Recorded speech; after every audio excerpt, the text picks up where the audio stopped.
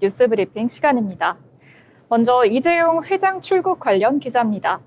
이재용 삼성전자 회장이 29일 미국 워싱턴으로 출국했습니다. 막판 총력전이 펼쳐지고 있는 한미 관세 협상에 힘을 보태기 위한 행보로 풀이됩니다. 29일 재계에 따르면 이 회장은 이날 오후 3시 50분쯤 김포공항에서 미국 워싱턴으로 출국했습니다. 지난 17일 대법원 무죄 확정 판결 이후 12일 만에 첫 외부 일정인 건데요. 이 회장은 미국 상호관세 발효를 불과 사흘 앞두고 정부 협상단에 합류해 측면 지원에 나설 것으로 보입니다. 이 회장이 협상 카드로 미국 내 반도체 투자 확대 및 첨단 인공지능 기술 협력을 제안할 것이라는 관측도 나옵니다. 삼성전자는 미국 텍사스주 오스틴에 총 370억 달러, 하나로 약 54조 원의 투자를 해서 대규모 파운드리 공장을 짓고 있습니다. 전날에는 테슬라와 22조 7천억 원대 규모의 차세대 AI 칩 공급 계약을 맺은 것으로 알려졌습니다. 다음 소식 소비 쿠폰 관련 뉴스입니다. 민생회복 소비 쿠폰 지급이 시작된 지 일주일이 지나면서 침체됐던 대다수 지역 골목 상권에선 모처럼 활기가 돌고 있습니다. 옷가게를 운영하는 최모 씨는 소비 쿠폰이 배포되고 나서 매출이 30% 정도 늘었다며 아직 신청 안 한 사람도 많아 앞으로 매출이 더 오를 것 같다고 예상했는데요.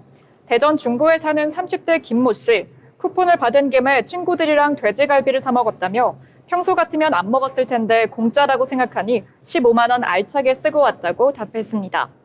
행정안전부에 따르면 소비 쿠폰 신청자는 발급 일주일 만에 4천만 명에 육박했고 지급액은 7조 1,200억 원에 달했습니다.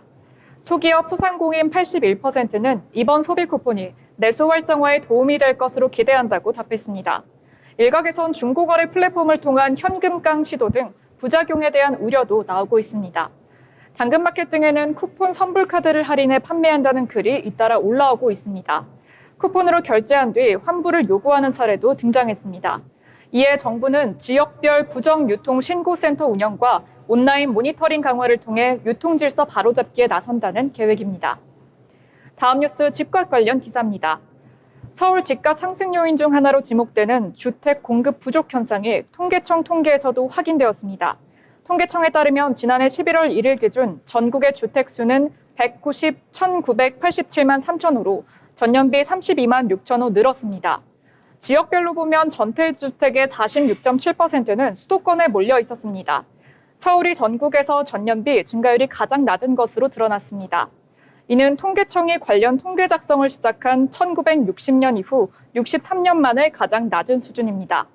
서울의 주택 증가율은 2020년 2.1% 이후 2021년 1.8%, 2022년 1.4%, 2023년 1.4% 등 내리막길을 걷고 있습니다.